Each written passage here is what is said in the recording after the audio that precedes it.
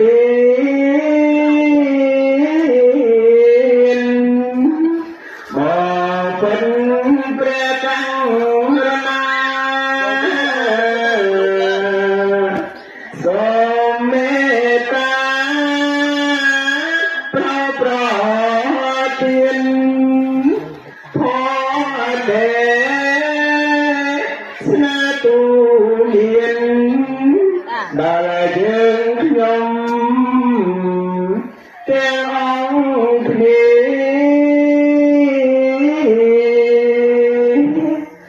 ឲ្យបា